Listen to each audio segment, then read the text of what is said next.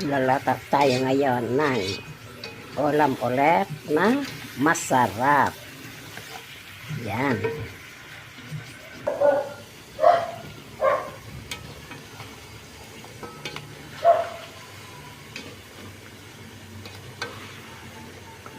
Ihalo na natin para malambot na po yung karne ng chicken para sabayan. Ayan. Ayan guys, lagay na natin yung ating gata. Ayan.